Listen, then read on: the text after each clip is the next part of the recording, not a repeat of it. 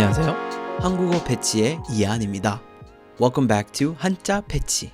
So the last two videos in this series have been about why I think you should spend some time learning about Hanja characters and talking about some of the benefits you get from spending some time on them. In this video, I want to try something a little bit more practical, something you can use right away. I want to talk about two different words involved in this whole concept of Hanja that I think a lot of people get confused. This will help you feel a little bit more informed on the topic. Okay, so first off, the point of this video is to clear something up. A lot of conversations around the topic of Hanja are very confusing, mostly because a lot of the vocab being used in these discussions isn't very clear. I think on a basic level, there are two distinct concepts that you need to be familiar with, you need to understand in order to navigate this space clearly. The two basic concepts you need to learn are Hanja and Hanja-eo.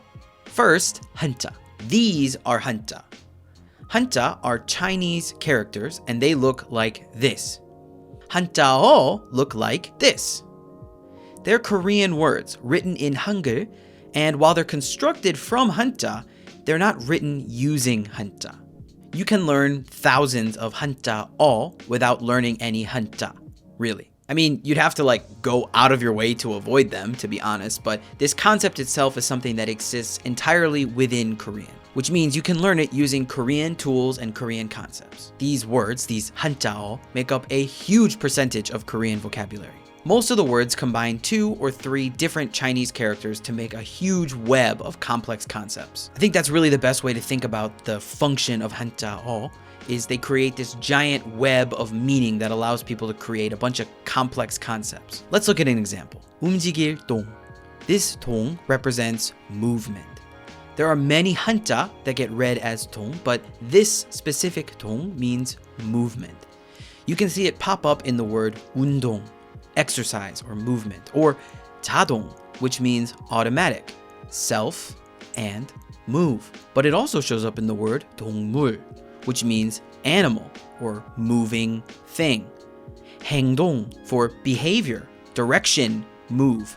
And even 부동산 for real estate, no move asset.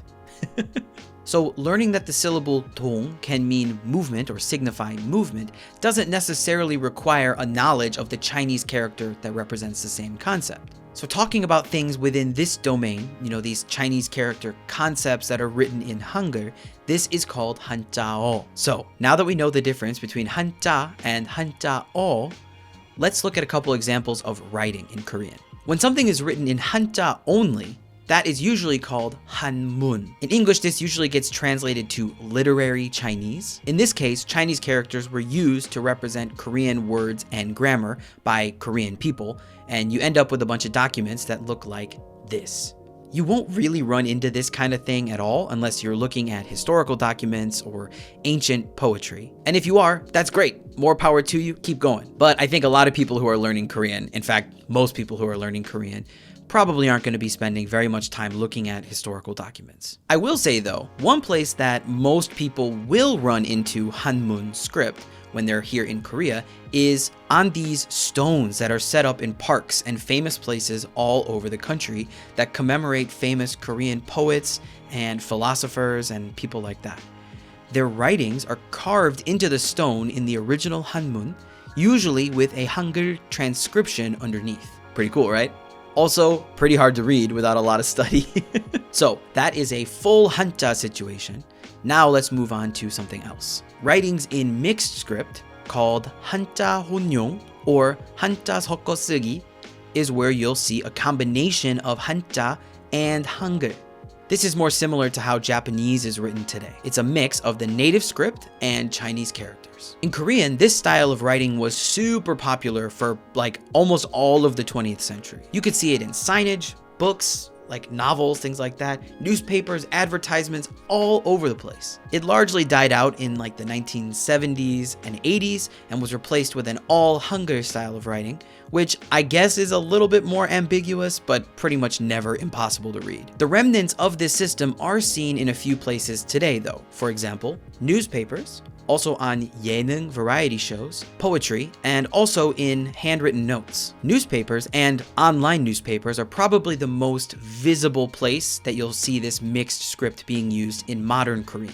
In this context, they use hanja to represent countries and people's names and use hangul to, fill in the rest of the article. Another place that you'll see hanja all the time are in 예능 captions. 예능 are those variety shows you see on Korean TV. Sometimes we call them game shows, but they're not always a game, right? Usually the purpose of hanja in this situation is comedic, but occasionally they serve the purpose of condensing something that would be a sentence in hangul to a basic representation of the same concept using one character. Now, understanding how 예능 captioning works is a lot. Since we're just talking about hanja for today, let's just leave it at they're used for comedy and convenience, okay? So let's recap.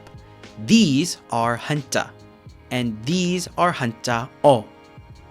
What I'm specifically talking about in this series are the cases where you really should learn hanja in order to make your Korean understanding and usage more and more authentic. At the very least, you should familiarize yourself with reading all of the characters that pretty much every native speaker knows how to read. Learning a ton of these characters and/or how to write them, that's never going to hurt your Korean. That's what I do, for example. But learning how to write a bunch of the characters outside of the handful that people actually write in day-to-day life, that's when you're starting to get more into hobby territory than getting more like a native speaker territory. So hopefully this was a helpful overview of what these two different terms mean. If you have any questions or comments about this topic or about any of the words you've seen thrown around in discussions about this topic, leave a comment below and I will help you out.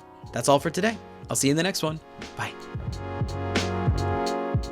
Hey, it's me. During the Lunar New Year, I sent out a free ebook about hanja to all of the people signed up for the Korean Patch mailing list. I got a lot of really great constructive feedback and just general positivity after sharing that all with you, so that was awesome. Thanks for that.